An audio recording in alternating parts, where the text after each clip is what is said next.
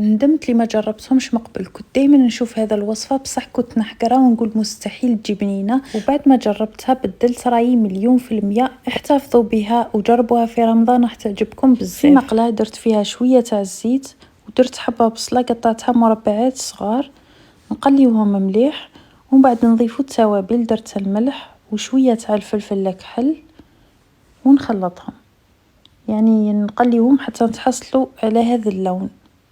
هنايا حبسو نحي هذيك البصله وفي نفس المقله ندير كميه من الفيونداشي.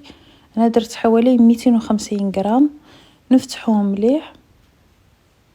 هنايا نجي ندير توابل، درت الفلفل الملح ومن بعد درت رشه تاع الفلفل الكحل ورشه تاع الكمون ورشه تاع الثوم ونخلط مليح.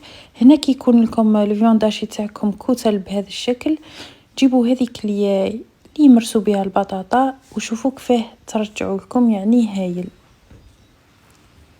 هنايا بعد ما طاب لي الفيونداشي ما يديش بزاف وقت، درت له رشه تاع الدبشه ولا المعدنوس كيما تحبوا ديروه. هنايا طفيو عليه، يعني نحيوه على الغاز وخليوه اكوتي يبرد. هنا نفوتوا لطريقه التحضير. كان عندي هنا خبز التورتيلا، انا كان شويه مفتت لاني في الفريجيدير حطيت فوقه حوايج نورمالمون ما نحطو فوقه والو. نقسموها على النص كيما شفتوا ومن بعد نجيبوا اي نوع من الفرماج تحبوه ادهنوه وسيو كيفاه تمشيوه على كامل الحبه سورتو في الاطراف باش من بعد نلصقوهم. دوك تشوفوا كيفاه ندير الفيونداشي، وتقدروا تستبدلوا الفيونداشي بالدجاج ثاني يجي هايل.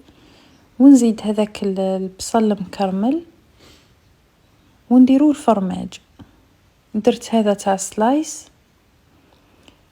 ونغلقه.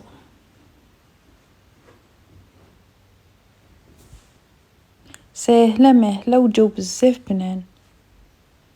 نسيو كيف تغلقوا مليح هذو الاطراف باش ما يتفتحوش. وهذا مكان حطيتهم في البلا ودخلتهم للفور يكون ديجا سخون على 200 درجه.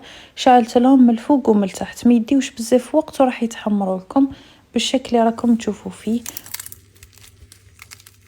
وسمعتوها كيفاه تقرمش، مذاقها بزاف بنين كيما لابات فيتي سورتو كي جات في الفور، يعني خير من البانينوز. وهذو كانوا يعني من اروع المملحات اللي ذقتهم، ساهلين يوجدوا ليه وبزاف بنان.